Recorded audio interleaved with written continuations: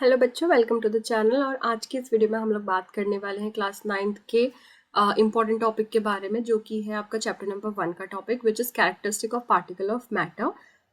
ठीक है, तो यहाँ पर हम लोग जो सबसे इम्पॉर्टेंट पॉइंट पढ़ने वाले हैं that is your state of matter. जो भी आपके स्टेट ऑफ मैटर के सब्सटेंसेज होते हैं ना, जितने भी state of a substance differ with respect to interparticle spaces and intermolecular forces. तो जैसे कि आप जानते हो कि इंटरपार्टिकल स्पेसेस क्या होते हैं। लेट्स सपोज कि हमारे पास क्या है, ये दो पार्टिकल्स हैं। इन दोनों पार्टिकल्स के बीच की जो स्पेस होगी that is your interparticle spaces.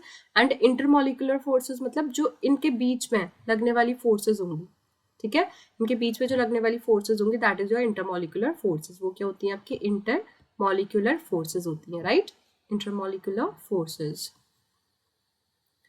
ठीक है, तो हर एक पार्टिकल की इंटरपार्टिकल स्पेसेस और हर एक पार्टिकल मॉलिक्यूल की इंटरमॉलिक्यूलर स्पेसेस, इन्हीं के डिफरेंस के बेसिस पर उनकी स्टेट्स डिपेंड करती हैं कि वो सॉलिड होगा, जो भी आपका सब्सटेंस है वो सॉलिड होगा, लिक्विड होगा या गैस होगा। क्लियर? तो किस पे डिपेंडेंट करता है? इंटरपार्टिकल स्पेसेस एंड इंटरमॉलिक्यूलर फोर्सेस पे ये डिपेंड करता है। क्लियर? तो ये था टॉपिक हमारा इसका। सो नेक्स्ट हम लोग क्या बात करने वाले हैं? नेक्स्ट हम लोग एक और पॉइंट के बारे में बात करने वाले हैं कि जो अरेंजमेंट होता है कंस्टिट्यूएंट पार्टिकल्स का, वो सॉलिड स्टेट में ज़्यादा ऑर्डरली होता है in comparison with liquid state, and उससे लेस आपका ऑर्डरली होता है गैसियस स्टेट में। इसको समझने के लिए हम क्या करेंगे, इनका ऑर्डर ड्रॉ करके देखते हैं। मतलब ये कहना चाह रहा है कि जो सॉलिड होता है ना, जो सॉलिड्स होते हैं, सॉलिड्स के जो पार्टिकल्स होते हैं उनका जो ऑर्डर होता है वो एक रेगुलर पैटर्न होता है।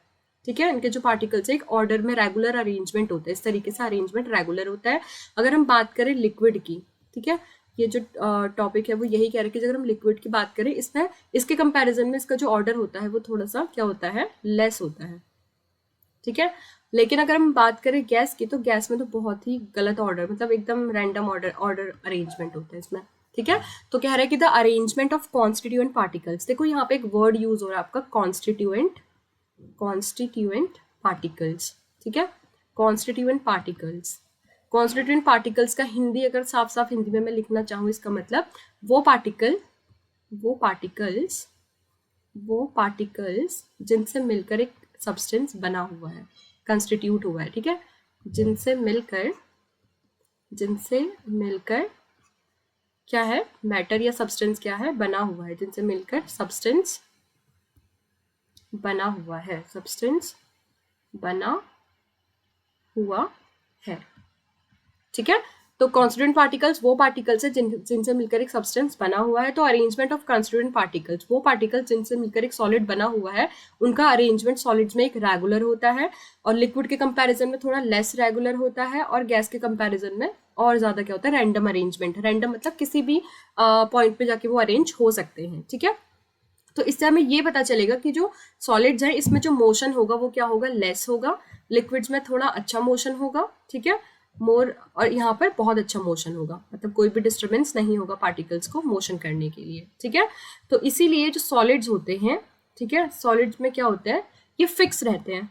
ठीक है, फिक्स रहते हैं, इसलिए इजीली ये पार्टिकल्स मूव नहीं करते हैं। जैसे मेरे पास वाटर है, इट इज लिक्विड, मैं इसको हल्की सी भी ऐसे इस तरीके से फोर्स दे रही हूँ तो पार्टिकल्स का मोशन इजीली हो जा रहा है। लेकिन अगर मैं गैस की बात करूँ, अगर मैं यहाँ पर एक अगरबत्ती जला दूँ तो जो उसका धुआं निकलेगा, राइट, उसका जो धुआं निकलेगा वो इससे भी ज्यादा क्या होगा, ये तो अरेंज है ना कि हाँ, ये मतलब जिस कंटेनर पे मैंने रखा हुआ है उसी कंटेनर पे ये इस तरीके से मूव कर रहा है। ठीक है, ये नहीं कि ये उड़कर यहाँ चला जा रहा है, बट जो अगर मैं इसके अंदर ही अगरबत्ती जला दूँ तो हमारा क्या होगा, जो धुआं होगा वो ऊपर भी पहुंच जाएगा, बहुत ज्यादा इजीली इसका मोशन होगा।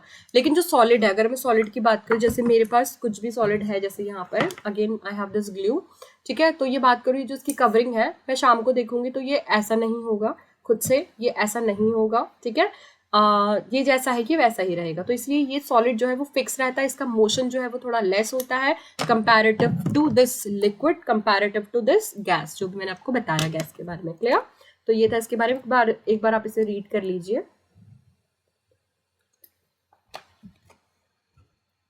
ठीक है, तो ये कह रहा है कि arrangement of constituent particles is most ordered in solid state, है ना, सॉलिड स्टेट में क्या है, ये मोस्ट ऑर्डर्ड है। ठीक है, it is comparatively less in the liquid state, इसके कंपैरिजन में, सॉलिड के कंपैरिजन में लिक्विड में थोड़ा लेस अरेंजमेंट ऑर्डर का होता है इसका।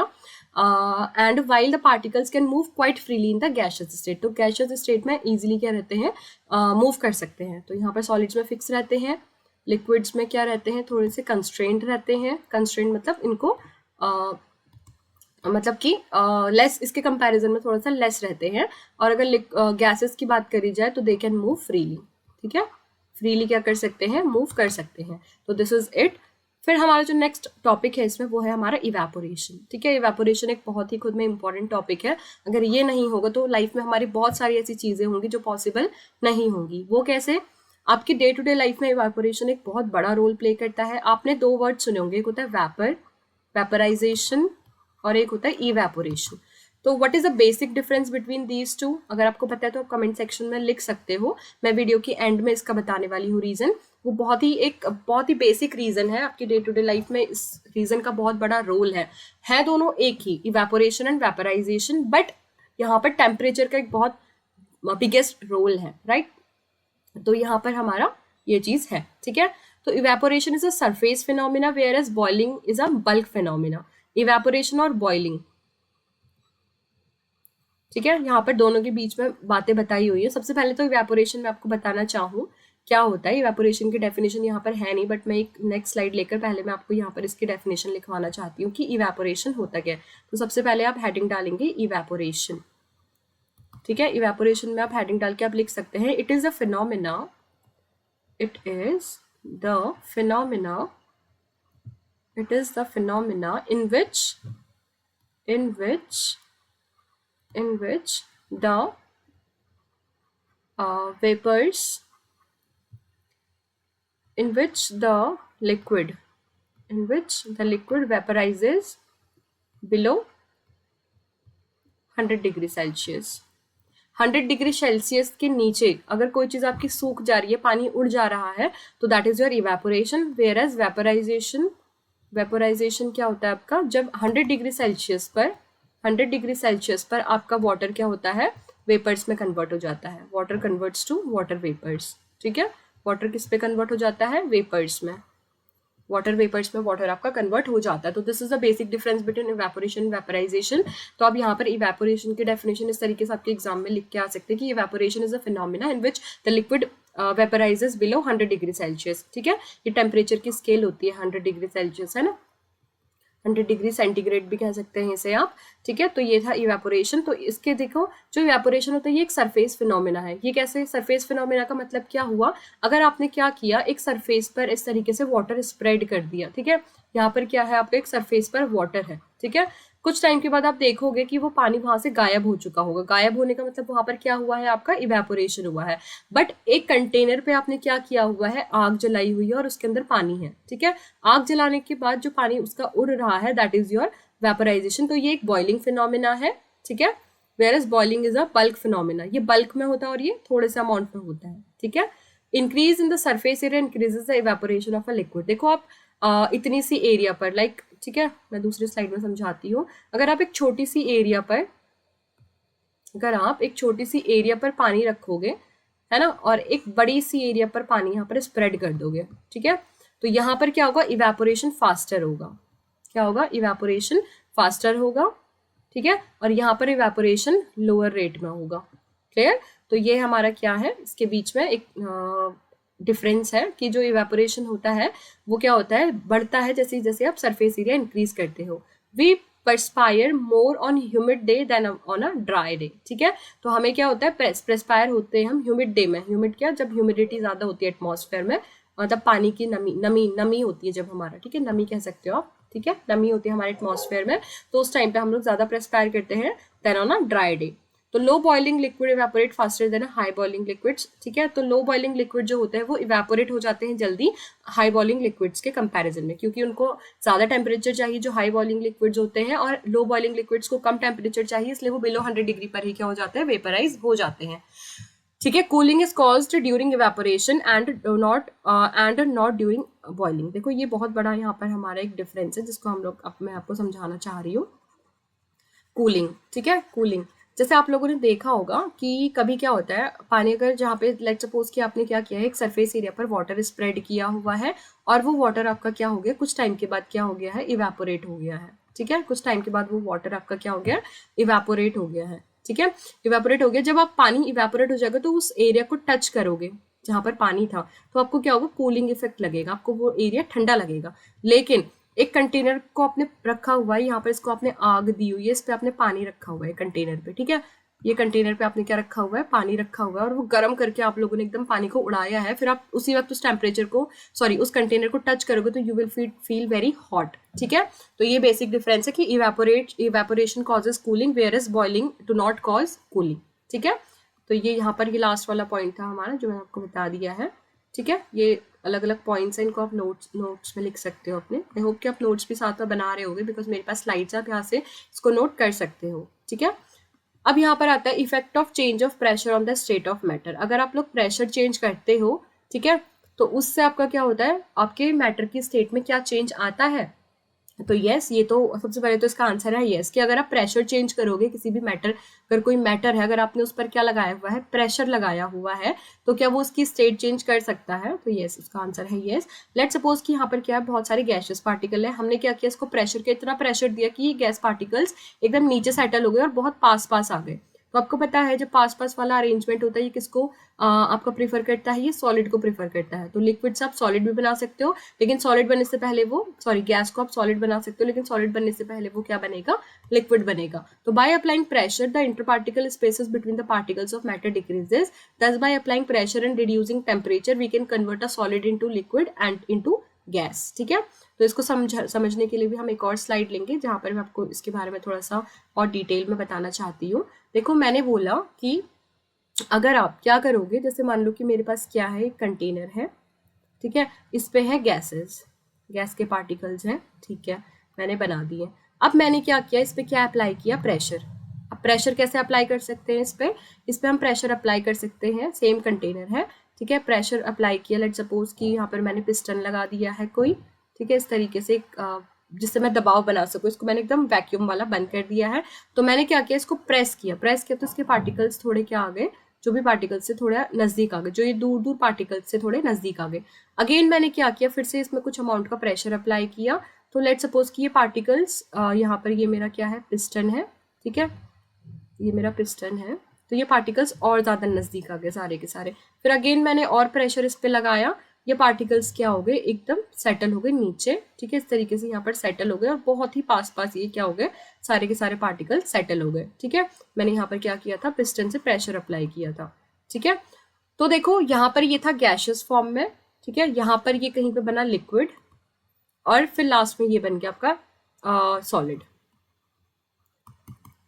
ठीक है। तो यहाँ पर क्या हुआ, प्रेशर हमने लगाया और टेम्परेचर क्या करते गए, हम यहाँ पर रिड्यूस करते गए, कम करते गए, ठीक है। तो इस तरीके से आप ये चीजें कर सकते, सॉरी यहाँ पर टेम्परेचर हमने क्या किया, बढ़ाया है, क्योंकि जब नीचे होगा तो पार्टिकल्स आपस में टकराएंगे तो टेम्परेचर इंक्रीज होगा। लेकिन हम इसको उल्टा भी कर सकते हैं, हमने प्रेशर रिलीज कर दिया, ठीक है, तो ये फिर से क्या बन जाएगा, लिक्विड, फिर और प्रेशर रिलीज कर दिया तो ये क्या बन जाएगा, गैस बन जाएगा, एंड वाइस वर्सा ये प्रोसेस रिपीट होगी। तो सिंपल सी चीज है कि अप्लाई करने पे प्रेशर, इंटरपार्टिकल की जो ये इंटरपार्टिकल स्पेसेस है ना, पार्टिकल के बीच की स्पेसेस क्या हो रही है, कम हो रही है धीरे धीरे।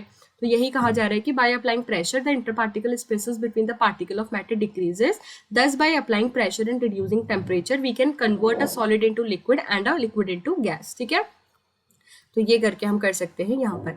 लेकिन यहाँ पर हमारा क्या होगा, ये रिड्यूसिंग, यहाँ पर हम क्या करेंगे, यहाँ पर इंक्रीज करेंगे, रिड्यूस करने पर ये अपोजिट होगा, गैस से क्या बनेगा आपका, दिस सॉलिड बनेगा, सॉलिड से लिक्विड बनेगा, ठीक है। फिर नेक्स्ट है हमारा फैक्टर्स अफेक्टिंग इवेपोरेशन, ठीक है। फैक्टर्स अफेक्टिंग इवेपोरेशन मतलब कौन कौन से फैक्टर हैं जिनसे इवेपोरेशन को इफेक्ट पड़ता है, ठीक है। तो इवेपोरेशन को इफेक्ट पड़ने का सबसे पहला जो फैक्टर है दैट इज योर टेम्परेचर, ठीक है। The rate of evaporation increases with increasing temperature, जैसे जैसे आप टेम्परेचर को इंक्रीज करोगे तो इवेपोरेशन भी आपका क्या हो जाएगा, बढ़ जाएगा। तो सिंपल सी चीज, अगर आप टेम्परेचर बढ़ाओगे तो इवेपोरेशन भी क्या होगा, इंक्रीज होगा।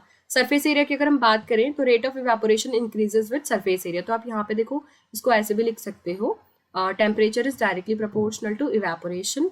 अगेन यहाँ पर आपका क्या होगा, surface area is directly proportional to evaporation, जितनी ज्यादा सरफेस एरिया होगी उतना ज्यादा इवेपोरेशन होगा, ठीक है। ह्यूमिडिटी मतलब मॉइस्चर रेट, ठीक है। लेकिन अगर ह्यूमिडिटी है तो आपका ऑलरेडी पानी है आपके एटमॉस्फेयर में, तो वहां पर क्या होगा, इवेपोरेशन होना थोड़ा डिफिकल्ट होता है। तो ह्यूमिडिटी की वजह से जो इवेपोरेशन होता है वो क्या हो जाता है, आपका डिक्रीज हो जाता है। विंड स्पीड ये भी आपका क्या करता है, इंक्रीज करता है। जितनी ज्यादा हवा होगी, देखा होगा आपने कि जब भी विंडी डे होता है तो आपके कपड़े जल्दी सूख जाते हैं, है ना। ऐसा तो है नहीं कि कपड़े सुखाने के लिए आपको कपड़ों का पानी उड़ाने के लिए कपड़ों को बॉईल करना पड़ता है, नहीं, बिना बॉईल करे जो आपके कपड़े होते हैं वो क्या हो जाते हैं, सूख जाते हैं। तो दैट इज कि वहां पर इवेपोरेशन हो रहा है। 100 डिग्री के नीचे आपका टेम्परेचर है लेकिन फिर भी पानी उड़ रहा है कपड़ों से, तो दैट इज योर इवेपोरेशन। तो विंड स्पीड पे भी इवेपोरेशन क्या होता है, इंक्रीज होता है। जितनी ज्यादा विंड स्पीड होगी उतना ज्यादा इवेपोरेशन होता है। ठीक है, अब देखो मैंने आपको ये तो बताया कि कूलिंग होती है। इसका एक बहुत बड़ा एग्जांपल हमारी डेली लाइफ में हमने देखा होगा कि इवेपोरेशन के दौरान जब पार्टिकल के होते हैं ना, लिक्विड पार्टिकल्स या एनर्जी को एब्जॉर्ब करते हैं सराउंडिंग से to overcome the inter particle forces of attraction and undergo phase change.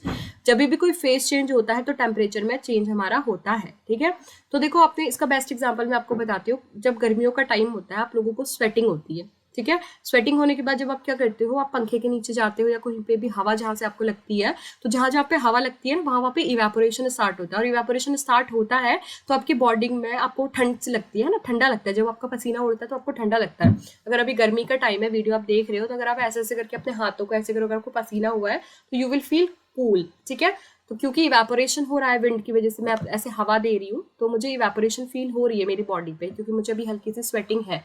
ठीक है, तो ये चीज़ है। और दूसरी चीज़, हमारी बॉडी पे स्वेटिंग क्यों हो रही है, बॉडी पे स्वेटिंग होने का रीज़न ये है कि जो हमारी बॉडी में स्मॉल स्मॉल पोर्स होती हैं, ठीक है, जो स्मॉल पोर्स होते हैं हमारी बॉडी पर, यहाँ से हमारा क्या होता है, पानी निकलता है, इवेपोरेशन होती है, सो दैट कि इवेपोरेशन हो जाए तो हमारी बॉडी का टेम्परेचर क्या रहे, ठंडा रहे। ठीक है, तो ये चीज़ है। और दूसरी चीज़ अगर हम एक और एग्जाम्पल देखें, ये एग्जाम्पल आपका बेस्ट एग्जाम्पल है कि आपने देखो कॉटन क्लोथ्स होते हैं आपके, है ना, कॉटन क्लोथ्स होते हैं तो उनमें क्या होता है, पोर्स होते हैं। तो कॉटन क्या करता है, हमारा पानी एब्जॉर्ब करता है बॉडी का, है ना, पसीना एब्जॉर्ब करता है और क्या करता है, इवेपोरेशन जल्दी होता है जिसकी वजह से। ठीक है, तो यही चीज़ लिखी हुई है कि during evaporation the particles of liquid absorb energy from the surroundings, है ना, सराउंडिंग से क्या करते हैं, एनर्जी एब्जॉर्ब करते हैं to overcome the inter particle forces. जो भी इंटर पार्टिकल फोर्सेज है उनको तोड़ने के लिए, क्योंकि उनके बीच में अट्रैक्शन होता है पार्टिकल्स के बीच में, पार्टिकल का मतलब टूटा, पार्टिकल्स का फोर्स ऑफ अट्रैक्शन टूटा और उन्होंने क्या किया, एक फेस चेंज किया, चाहे वो सॉलिड से लिक्विड किया हो, लिक्विड से सॉलिड किया हो, ठीक है, लिक्विड से गैस किया हो, sorry. The absorption of heat from the surrounding makes the surrounding cool, क्योंकि सराउंडिंग से हीट ली जा रही है। ठीक है, तो उन पार्टिकल्स को तोड़ने के लिए सराउंडिंग से हीट ली जा रही है, तो जिस पार्ट से हीट जा रही है तो वो एरिया तो ठंडा होगा आपका, है ना। For example sweating cools down our body, sweating की वजह से हमारी बॉडी क्या होती है, कूल डाउन होती है। क्लियर। फिर एप्लीकेशन ऑफ इवेपोरेशन कूलिंग, इसका काम क्या होता है, to keep water cool it is kept in earthen containers. देखो पानी को ठंडा रखने के लिए मटकों में, अर्दन अर्दन कंटेनर मतलब जो मटके होते हैं, जो मटके होते हैं ना उनमें छोटे छोटे पोर्स होते हैं, छोटे छोटे छोटे, अगर आप गौर से देखोगे इनमें पोर्स होते हैं, तो इन पोर्स से क्या होता है, पानी इवेपोरेट होता है, पानी इवेपोरेट होता है तो इसकी सरफेस क्या हो जाती है, ठंडी हो जाती है, जिसकी वजह से इसके अंदर जो बचा हुआ पानी है वो ठंडा रहता है। ठीक है, similar to the pores in cotton fabric the pores in the earthen pot surface area allow to more evaporation. तो वो ये जितने ज्यादा पोर्स होंगे उतना ज्यादा इवेपोरेशन होगा, जितना इवेपोरेशन होगा उतनी बॉडी क्या रहेगी, कूल रहेगी। To keep our bodies cool we sweat a lot, हमारी बॉडी को कूल रखने के लिए हम पसीना बहुत आता है। Evaporation what transpiration ultimately is, ठीक है, इवेपोरेशन का मतलब ही हमारा ट्रांसपीरेशन हुआ, हमारी बॉडी में ठंडा रहता है। ठीक है, अवर bodies water evaporate using the energy and the process of lowering, तो इस वजह से हमारी बॉडी का टेम्परेचर लो डाउन हो जाता है, ये मैं आपको समझा चुकी हूँ। We dress cotton during summer, क्योंकि cotton is a good absorbent of sweat, और जिसकी वजह से आपका क्या होता है, ज्यादा ज्यादा इवेपोरेशन होता है और जिसकी वजह से आपको कूलिंग इफेक्ट लगता है कॉटन के कपड़े पहनने के बाद। तो this is it, application of evaporation. Next topic में हम लोग बात करेंगे डिफ्यूजन के बारे में, फिर उसके बाद हम लोग एनसीईआरटी टेक्स्ट बुक क्वेश्चंस करेंगे। तो आई थिंक ये डिफ्यूजन ही बचा हुआ, उसके बाद आपके क्वेश्चन है तो वो हम नेक्स्ट वीडियो लेक्चर में डील करेंगे क्वेश्चंस को। डिफ्यूजन भी हम लोग देख लेते हैं। तो डिफ्यूजन एक बहुत ही छोटा टॉपिक है। डिफ्यूजन का मतलब क्या हुआ, during diffusion the particle occupy inter particle spaces. ठीक है, डिफ्यूजन का मतलब क्या हुआ, घुलना, घुलना, घुलना, घुलना मतलब जैसे मान लो कि यहाँ पर क्या है, इंटर पार्टिकल स्पेसेस थी, मेरे पास कोई दूसरा पार्टिकल था, मैंने दोनों को मिक्स करना है, तो ये इंटर पार्टिकल स्पेसेस के अंदर दूसरा पार्टिकल क्या हो जाएगा, इस तरीके से बैठ जाएगा। ठीक है, तो during diffusion the particle occupy the inter particle spaces, जो पार्टिकल्स होते हैं वो इंटर पार्टिकल स्पेसेस को ऑक्यूपाई करते हैं। The rate of diffusion increases with increase in temperature, ऐसा क्यों, क्योंकि टेम्परेचर बढ़ाने पे इनके बीच की जो स्पेसेस होती हैं वो बढ़ जाती हैं, तो जो डिफ्यूजन होगा वो ज़्यादा होगा, जिसकी वजह से kinetic energy of particle increase हो जाती है। क्लियर। सो ये था आज के वीडियो लेक्चर के बारे में, इसमें हमने बहुत सारी चीज़ें पढ़ी हैं। आज हमने इवेपोरेशन पढ़ा, स्टेट ऑफ मैटर के बारे में थोड़ा बहुत पढ़ा था, यहाँ पर हमने लास्ट वीडियो में हम लोगों ने सब्लिमेशन तक किया था। ठीक है, फिर यहाँ से हमारा शुरू हो जाता है, जो नेक्स्ट वीडियो में हम लोग करेंगे वो हम करेंगे इन टेक्स्ट क्वेश्चन। ठीक है, तो मिलते हैं नेक्स्ट वीडियो के अंदर, तब तक के लिए बाय बाय।